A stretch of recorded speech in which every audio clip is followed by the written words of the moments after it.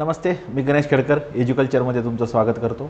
आपण current algorithm ही YouTube series सुरू केलेली आहे। त्यामध्ये आपण परीक्षेच्या दृष्टीने तो जो महत्त्वाचा मुद्दा असेल त्या आठवडाभरातला किंवा त्या दिवसभरातला तो आपण पाहत असतो। तसाच आज आपण नवीन मुद्दा पाहणार आहोत, विरोधी पक्षनेते। लोकसभा, राज्यसभा, विधानसभा आणि विधान परिषद यांचे विरोधी पक्षनेते हे कायम महत्त्वाचे असतात।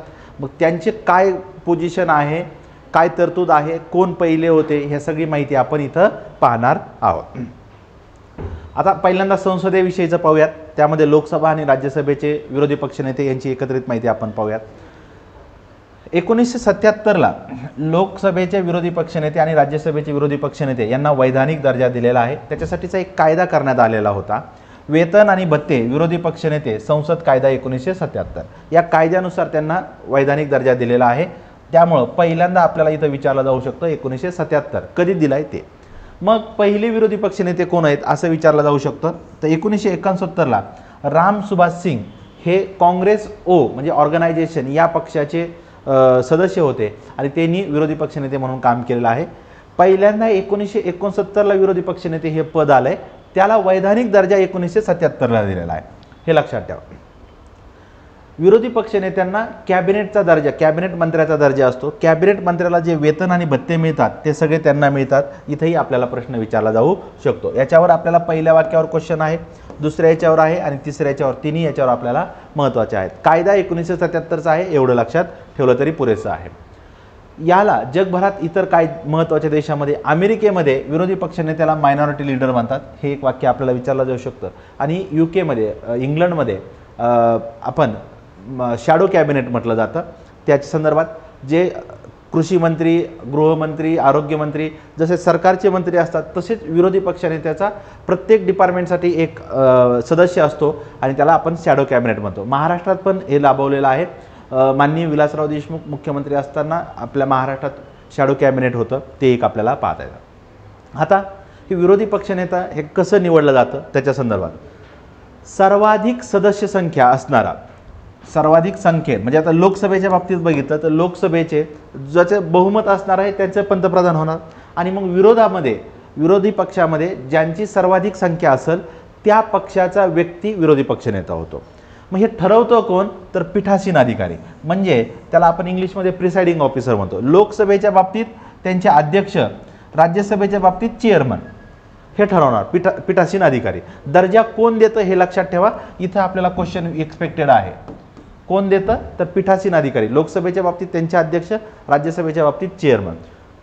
नंतर जर दोन पक्षाची समान संख्या असेल, ए ची 50 आहे आणि बी ची पण 50 आहे, तर मग कोणाचे होणार विरोधी पक्षनेता, तर या बाबतीत पीठासीन अधिकारी जे लोकसभेच्या बाबतीत अध्यक्ष आणि राज्यसभेच्या बाबतीत चेअरमन हे निर्णय घेतील आणि त्यांनी दिलेला निर्णय अंतिम असणार आहे, हे लक्षात ठेवा। मग याच्यासाठी काय तरतूद आहे, तर मिनिमम 110 सदस्य असले पाहिजेत। म्हणजे आता आपल्याकडे 552 लोकसभेत सदस्य संख्या आहे, मग त्याच्यामध्ये त्याचे 110 आपण कन्सिडर करणार। मग आपण 55 खासदार असा निकष कन्सिडर करतो सध्या लोकसभेमध्ये। ज्यांच्याकडे 55 खासदार असतील त्या पक्षाचा विरोधी पक्षनेता होणार आहे। आणि निर्णय कोण घेणार आहे, तर पीठासीन अधिकारी घेणार आहेत, हे लक्षात ठेवा। आणि हा जो 10% नियम म्हटला जातो, जो आता मी सांगितलं मिनिमम 10, हा तसा नियम नमूद नाही। अशी काही कंपल्सरी नाही की 10%च असले पाहिजेत असं काही नाही आहे, पण तो नियम आपण कन्सिडर करतो, तो विचारात घेतो, एवढं लक्षात ठेवा, ठीक आहे।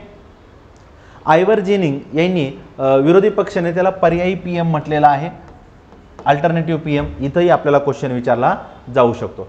संविधानामध्ये, भारताच्या संविधानामध्ये कुठेही विरोधी पक्षनेते हे पद उल्लेख केलेला नाही, त्याच्यासाठीचा कायदा आहे, कायदा आपण पाहिलेला आहे। परंतु सभागृह, लोकसभा आणि राज्यसभा हे जे सभागृह आहेत त्यांच्या नियमामध्ये त्याचा उल्लेख आहे, हे पण लक्षात ठेवा।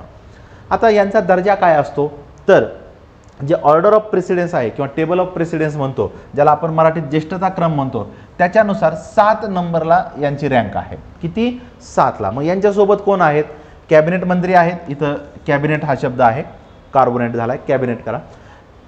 मुख्यमंत्री त्या राज्यामध्ये, आता सपोज महाराष्ट्राचे मुख्यमंत्री आहेत, तर महाराष्ट्राचे मुख्यमंत्री महाराष्ट्रामध्ये असताना त्यांचा 7 नंबर असणार आहे, ठीक आहे। नंतर नीती आयोगाचे व्हाईस प्रेसिडेंट असणार आहेत, जे पूर्व प्रधानमंत्री आहेत, जिवंत असणारे पूर्व प्रधानमंत्री, त्यानंतर लोकसभा आणि विरोधी पक्ष राज्यसभेचे विरोधी पक्षनेते. आता हे दोन नवीन मुद्दे आहेत, राष्ट्रीय सुरक्षा सल्लागार ज्याला आपण NSA म्हणतो आणि पंतप्रधानांचे प्रधान सचिव, या दोघांनाही कॅबिनेट मंत्र्याचा दर्जा आहे म्हणून त्यांना तिथं आपण समाविष्ट केलेला आहे. ठीक आहे. आता विरोधी पक्षनेता आहे, मग त्यांचं काम काय आहे, काय त्यांचा अधिकार काय आहेत, तर हे जे 7 वेगवेगळे पदं आहेत, CBI डायरेक्टर असेल, सेंट्रल व्हिजिलन्स कमिशन असणार आहे, चीफ इलेक्शन कमिशनर असणार आहे, NHRC national human right commission, Lokpal, chief election commissioner आणि ED एन्फोर्समेंट डायरेक्टरेट, या सगळ्यांचे चेअरमन किंवा सदस्य नेमण्याच्या समितीमध्ये विरोधी पक्षनेते पदसिद्ध सदस्य असतात, हे लक्षात ठेवा. मग आता लोकसभेचे विरोधी पक्षनेते जर आपण पहिले आपण पाहिलेले आहेत रामसुभाष सिंग, हे पाहिलेले आहेत. महाराष्ट्राच्या बाबतीत उल्लेख केला तर यशवंतराव चव्हाण हे 2 वेळा लोकसभेचे विरोधी पक्षनेते राहिलेले आहेत. नंतर राजीव गांधी राहिलेले आहेत, सगळ्यांची नावं मी इथं सांगत नाही. लालकृष्ण अडवाणी एकूण 3 वेळा आणि 8 वर्ष विरोधी पक्षनेते राहिलेले आपल्याला पाहता येतात. शरद पवार साहेब ते पण राहिलेले आहेत. सोनिया गांधी आहेत, सुषमा स्वराज 2 महिला आहेत, हे लक्षात ठेवा. आणि सध्याचे राहुल गांधी हे 12वे व्यक्ती म्हणून 12वे लोकसभेचे विरोधी पक्ष आहेत. 9 जून 2024 पासून त्यांची नियुक्ती झालेली आहे. लोकसभेचे विरोधी पक्षनेते 3 वेळा रिक्त होतं, 1970 ते 77, 80 ते 89 आणि 2014 ते 24 या 3 टप्प्यामध्ये ते रिक्त होतं. मग कुठल्या कुठल्या लोकसभा आहेत ते मी खाली लिहून ठेवलेलं आहे. जसं लोकसभेला विरोधी पक्षनेता आहे तसंच लोकसभेला उपविरोधी पक्षनेता आहे, डेप्युटी लीडर ऑफ अपोजिशन आपण त्यांना म्हणतो. सध्या गौरव गोगोई, काँग्रेसचे गौरव गोगोई जे आहेत ते आहेत. यापूर्वी सुषमा स्वराज आणि गोपीनाथ मुंडे हे सुद्धा लोकसभेचे डेप्युटी लीडर ऑफ अपोजिशन राहिलेले आहेत, ते पण इथं नमूद करून ठेवलेलं आहे. ही PDF तुम्हाला आपल्या एज्युकल्चरच्या टेलिग्राम चॅनलवर मिळून जाईल, अभ्यासासाठी ते उपयोगाला पडेल. जसं लोकसभेचं पाहिलं तसं आपण राज्यसभेचं पाहूयात. राज्यसभेमध्ये सध्या श्री मल्लिकार्जुन खरगे हे 14वे विरोधी पक्षनेते आहेत, फेब्रुवारी 2021 पासून आहेत. आणि राज्यसभेचे उपविरोधी पक्षनेते प्रमोद तिवारी आहेत, ते पण इथं दिलेलं आहे. मग त्यांची आपण इथं माहिती दिलेली आहे. पहिले कोण होते तर श्याम NP मिश्रा आहेत, 1969 ते 71. ठीक आहे.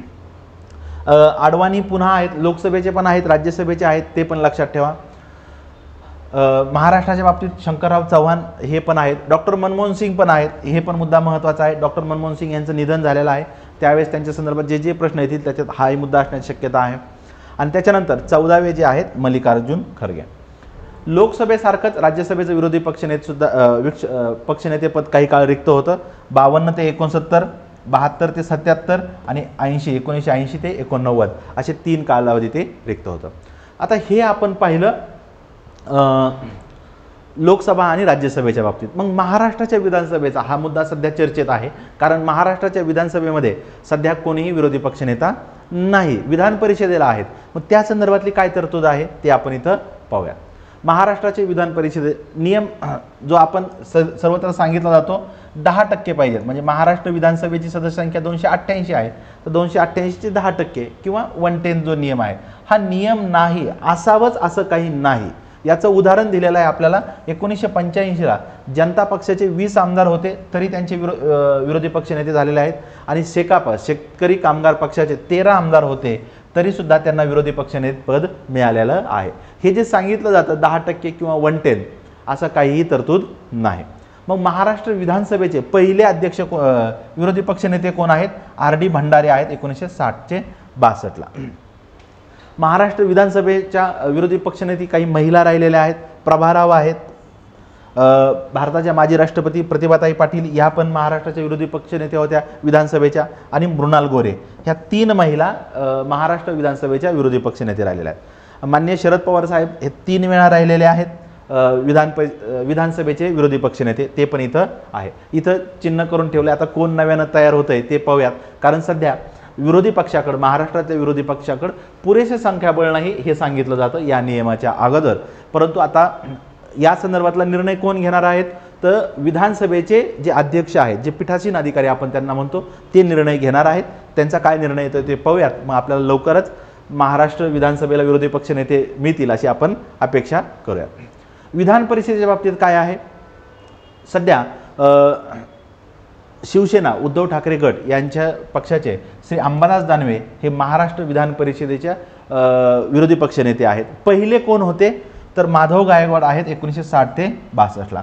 आत्तापर्यंत महाराष्ट्र विधान परिषदेमध्ये एक सुद्धा महिला विरोधी पक्ष नेते झालेल्या नाहीत. आणि शरद पवार साहेब पुन्हा एकदा महाराष्ट्र विधानसभा आणि विधान परिषद यांचे विरोधी पक्षनेते राहिलेले आहेत. शरद पवार साहेब हे लोकसभा, राज्यसभा, विधानसभा, विधान परिषद या चारही सभागृहाचे सदस्य राहिलेले आहेत. हाही मुद्दा इथं लक्षात ठेवा.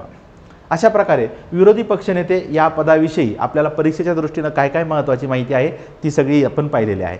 जे इथं दिलेलं आहे ते सगळं एवढंच महत्त्वाचं आहे, याच्या व्यतिरिक्त काही नाही केलं तरी चालेल. PDF शेअर करताना मी महाराष्ट्र विधानसभा आणि विधान परिषदेच्या एकूण सदस्यांची एक लिस्ट आहे ती पण तुम्हाला शेअर करतो. आपल्या एज्युकल्चरच्या टेलिग्राम चॅनलवरती तुम्हाला मिळून जाईल. आज आपण इथं थांबूया. थँक्यू.